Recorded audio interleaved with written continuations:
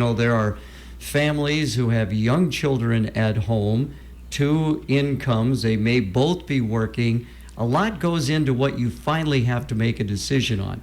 Yeah, it's not as easy as saying, well, it's a winter storm warning, therefore this is what we're going to do. You look at the timing of the storm, and this one, the timing really did play a lot in it, because obviously we could have gotten in this morning, but it looks like the heavy bands are going to come in during the day. So then it's a question of, if that's the case, does an early dismissal even make sense, or going full day? To me, the early dismissal, just looking at the forecast, would not make sense, because you might be in the middle of the heaviest snow bands by 1 or 2 o'clock this afternoon, the way it's forecasted right now. And I don't think it's going to be any better probably at 3 when you're at the end of the day. So those are the things, but I also want the people out there to know, yeah, I understand that calling off a day with work schedules and that is not optimal. And, I'm just hopeful that everybody's safe today and that kids are supervised and those kinds of things. Even talk about food security kinds of things for some of our kids. Some of their better meals are breakfast and lunch at the schools. So those all really do play into the factors of doing that. And of course, we do try to work together with our neighboring districts too on that decision making. But there was a time earlier this year where we went to school and DeWitt closed, so it doesn't always totally align.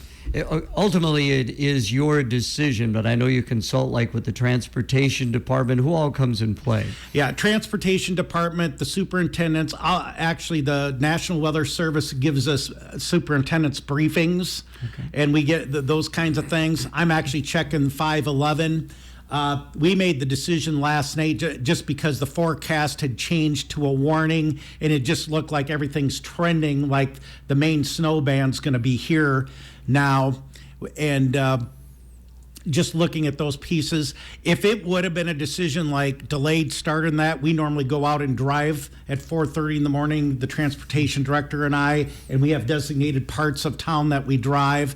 We know some of our more challenging, like Hawks Peak and those kinds of areas that we definitely, we drive those areas to say, do we want to go on time? Do we delay? Do we call it off?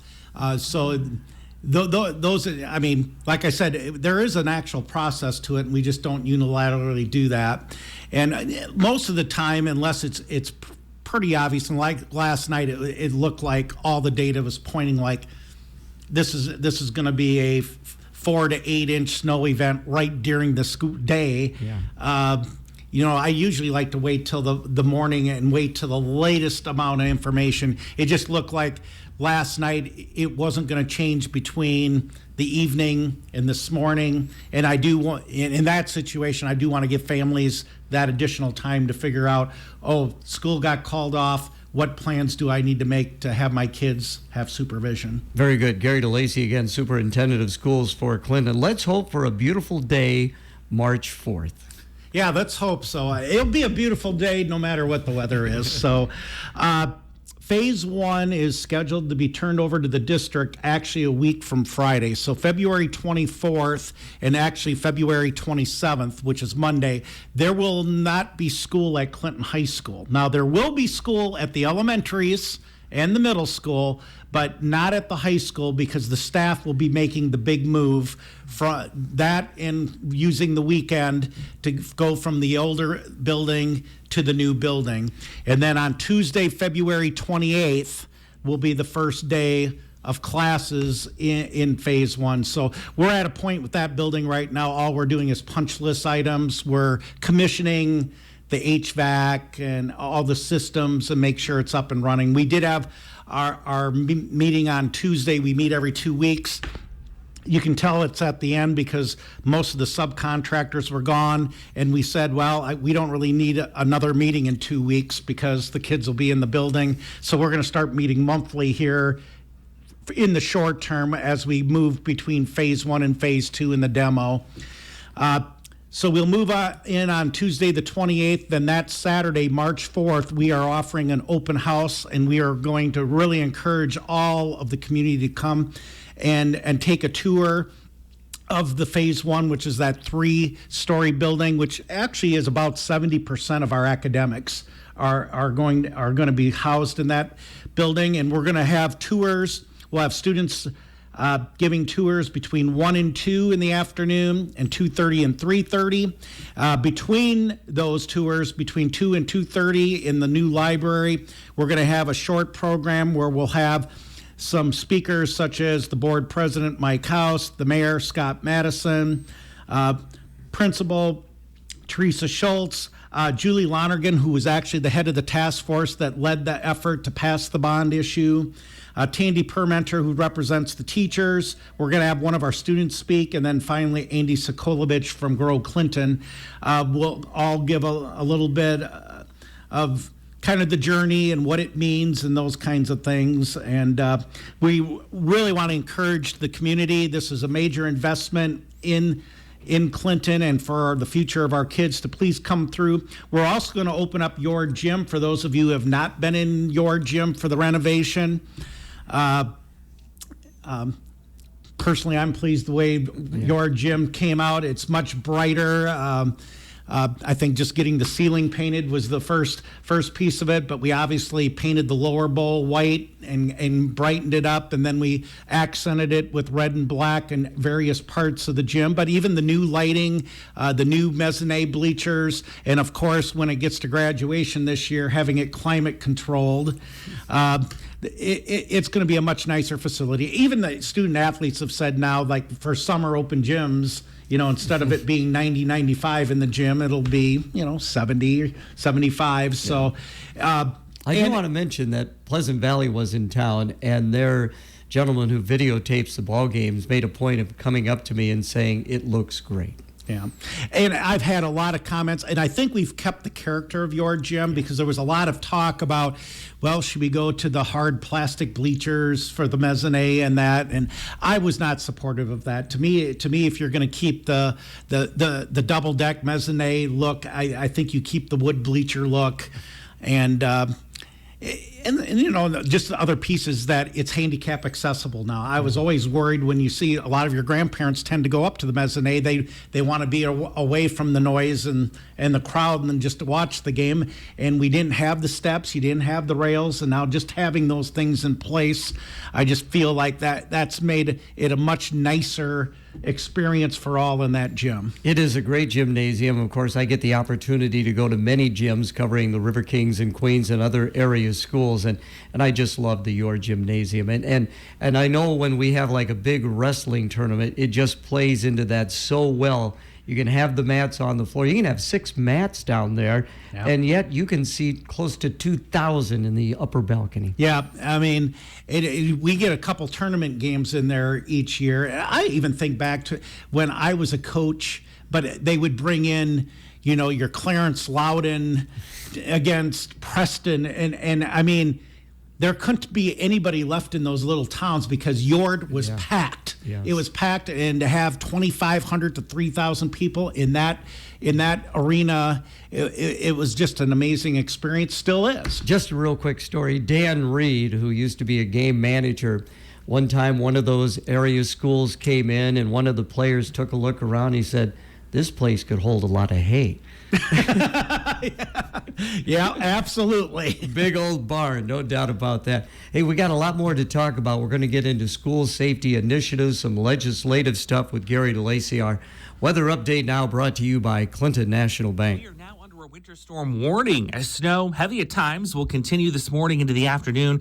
We are expecting about 4 to 7 inches of accumulation with temperatures steady near freezing. Snow comes to an end tonight, mostly clear and cold, lows near 12, and mostly sunny for Friday, highs in the upper 20s. With your Storm Track 8 forecast, meteorologist Andrew Stutzky. Right now we do have the snow continuing, 29 degrees with northeast winds. Our update brought to you by Clinton National Bank. Here's an easy thing you can do for yourself and the environment. Use Clinton National Bank's online e-statements. You can view your bank statement as soon as it's available, rather than waiting for it to be printed and mailed. and you'll always be able to find your statement, and you'll have less clutter around the house. It's quick, easy, and secure. So save a tree and ask about Clinton National Bank's e-statements. Member FDIC. Back to FYI with Gary DeLacy, Superintendent of Schools for Clinton. Of course, so much about school safety, Gary, and let's talk a little bit about that, some of the initiatives. Yeah, first of all, something I've talked about in the past, back in November, each of our buildings had a school building safety assessment done by a third party that the state hired called TerraTech, and this was part of that $100 million school safety initiative that was pushed by the state. It's actually funded by ESSER federal money. So we just got those assessments back last week, and now we're in the process. What comes out of those assessments is what you can order for safety equipment, whether it's security cameras, perimeter lighting. One of the things we're looking at in our older buildings is the push-button locking system on your classroom doors, because we do have kids go in and out a lot, so it's hard to just say have your door locked all the time. But to have we have a situation right now in some of ours, in order to lock the door, you would have to go in the hallway to use a key to lock it. We want to get it to at least you can do a push lock system to do that. We've talked about server space in terms of video storage. So there's a number of areas that qualify for that.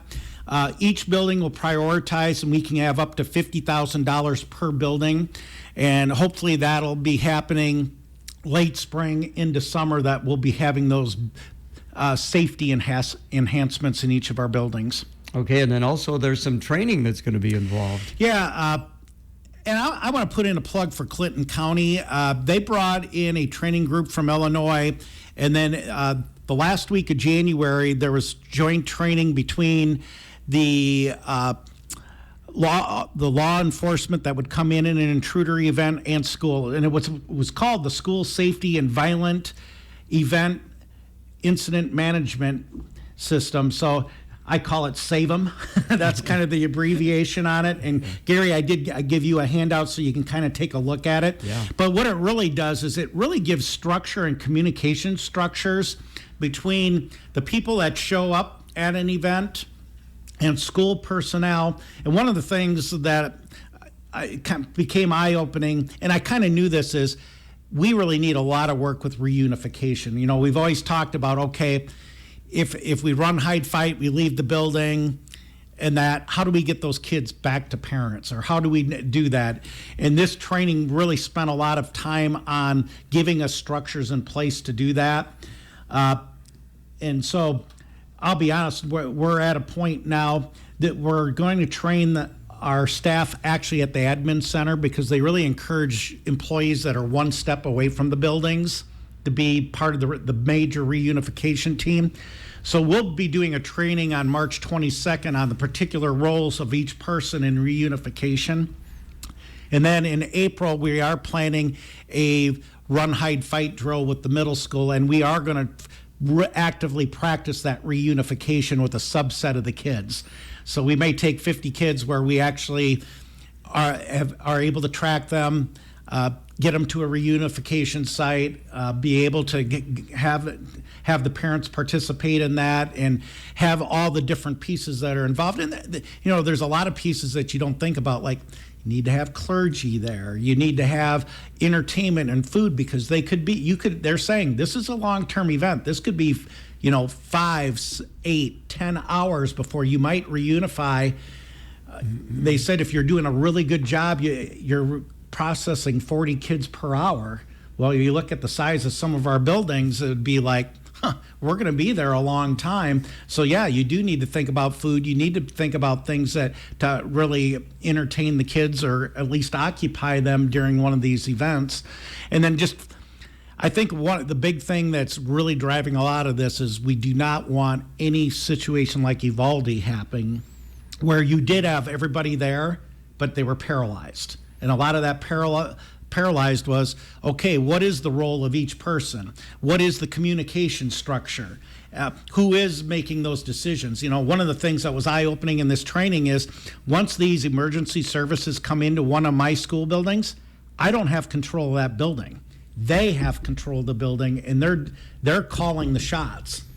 Now, and I'm going to be at a command center basically as part of the decision making, like when do we call in transportation? When do we make media announcements to parents? Where are we directing parents?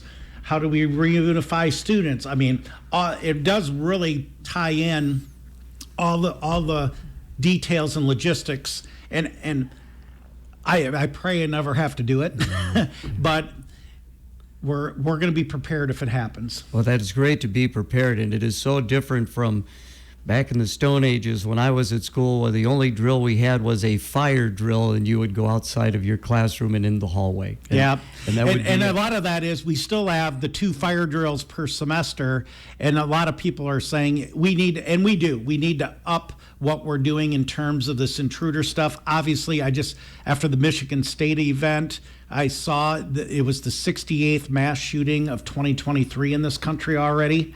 So that's more than one a day. And they define a mass shooting as, I believe, 4 or more people either killed or shot, not counting the shooter themselves. So it is a problem. We want to be able to keep students safe. This has become my number one priority as a superintendent. How do you keep staff and students safe? And try to follow best practice. I will say we're getting great cooperation from the Clinton County Sheriff's Department, the police department, the fire department, all those responders. We've actually had follow-up meetings, and we've been having them every Friday now in preparation of the middle school drill, and we've got all the key players there. So just to get the cooperation of all those emergency services of the county, and we're all on the same page, I think that really helped with this training too, is we had everybody in the room and we were starting to have a common language and a common structure to work off of. And finally, before we get to the legislative session, again, visiting with Gary DeLacy, what about the students themselves? Are they taking this seriously, Gary? Well, I would hope so. And we're going to stay.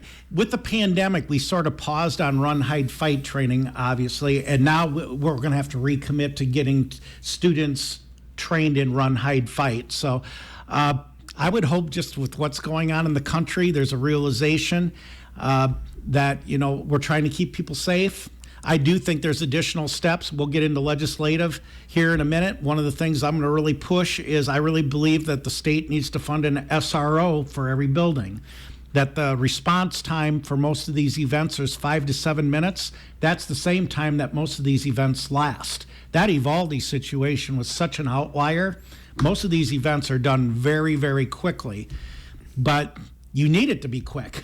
Yeah. And to me, if having an SRO, and I'm not just talking Clinton community schools, every school building in the state, let's make a commitment to student safety and having an SRO in every building. We are down to about our last 6-7 minutes of the program. Legislatures are in Des Moines. SSA. That's SSA is supplemental state aid, and that was passed last week at 3%. That is the second highest in the last 14 years, so that's the good news. The bad news is that's about half of the inflation rate. And I will tell you, our health insurance premium numbers coming back at 14.8%.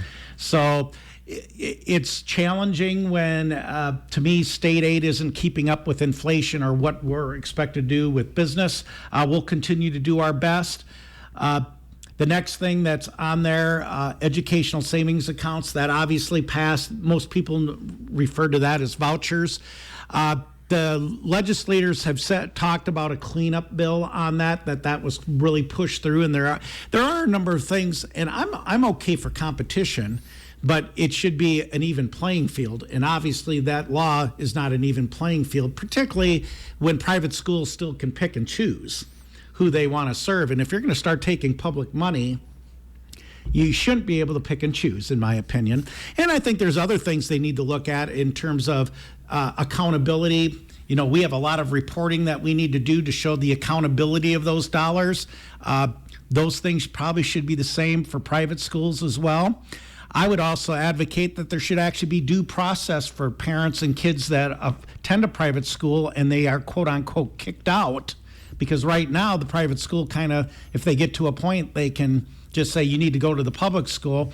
Well, if they're getting public school dollars, maybe there should be a system in place that the parents and the kids get due process, and that's not a unilateral decision by the private school. So I do think there's some things there, and I'm hopeful that the legislators kind of dig into some of those things and have a follow-up bill to level the playing field a little bit. Interesting. Again, Gary DeLacy. Transparency, this was something that was really talked about in the last session. Yep, and it's coming back again, and I'll be honest, to me, it's really overhyped. I think they pick out a case or two that might come out somewhere in the state, and now they want to do something for all of us. And the one thing I want to be able to stress for the people out there, you have this right already. I mean, if you have a question about a library book or something that's being taught, there is a process in board policy that we go through that gets a review and taken through. So to me, some of this is more political, and it sounds great when we already have a system in place where parents can have that input and if they feel like a book is inappropriate for our library, there is a system in place. And the one thing that just kind of I thought was a little crazy was to be able to view all the activity in the classroom. Well, and that to me, I think is going to run into some legal challenges, because what happens to the privacy of each child? Because even if you say, well, we're going to limit it to the parents of those kids, those parents really aren't privy to watch the other kids in that room. And that's what would be happening. And then all of a sudden we're getting calls, hey, this kid is doing this. I mean, It's not about their child. And I think there's just huge privacy issues if you start talking about a camera in a classroom that I think is going to raise a lot more problems than answers. Pandora's box, no doubt about that. Well, we're getting toward the end of the winter sports season. We've got, of course, Luke Jennings out at Des Moines wrestling for us today. The bowlers did extremely well, even though they almost had to go to Missouri to qualify for state. Yeah, I was amazed that the state decided to put a site at Keokuk, but they did. When Kevin Bear told me that and said, "Hey, we're going to have a hotel room," and it was like, "Oh my gosh!" And but I remember when I was a principal at Comanche, they put the girls' state tennis one year in Orange City, and that was like a 5.5 to 6 hour. It's almost like, are we still in the state of Iowa? We're still driving. Yeah, well, in baseball, Comanche a couple of years ago had to go out to Carroll, Iowa for that when they were no longer able to play at Principal Park in Des Moines, which is a shame because that was such a great facility for the kids.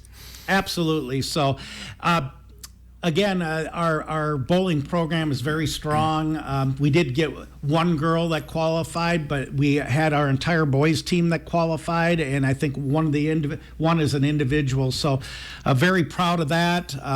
Good luck to Luke out there. We did have 3 girls wrestlers in that inaugural season make the state tournament. I think we had a Dornbush that made the state swimming. Yeah, did very well. So we've had some decent representation making it to the state meet in this winter season. So very happy for that, and hopefully we can build on it. And what I like to see too, of course, I get the opportunity to visit with the coaches. You've got now Nate Herrick heading up the football program, former River King. Kellen Schneeberger heading up the track and field and cross country. His brother Dylan is taking charge of the girls wrestling. Dustin Caldwell has the boys wrestling. It's good to see former kings and queens still interested in the program. Yeah, and I think that speaks well of the culture of Clinton, that a lot of the products have wanted to come back and be a part of that and give the same experiences to this new generation of River Kings and Queens that they experience. So, yeah, it's exciting to get those alumni. Obviously, they bleed red and black, and that's probably one of the biggest qualifications that you need. And finally, again, thank you so much for coming in today. March 4th, put it on your calendar. What a great opportunity to see what is actually taking place. Yeah, I encourage all to come. That east parking lot will be open, but I'm guessing it will be filled up. So then the new north parking lot, we'll have that opened up as well. But we want a great turnout. We want people to see some of the fruits of that bond issue that we passed. and see the new generation of Clinton High School. And what a job that task force did in getting that through. What was it, 70% of the Yeah, vote? it was 74.7%. And a lot, you talk about alumni, Julie Lonergan, who was Julie Y., Ryan Veenstra, Aaron George, a lot of Clinton High graduates that were well vested in that. And I'm probably missing some too, so I'm sorry I started naming them off. They didn't come off the top of my head. But to that whole task force, what a great job. And that's why I'm having Julie speak on behalf of the task force on the 4th. Gary, thank you.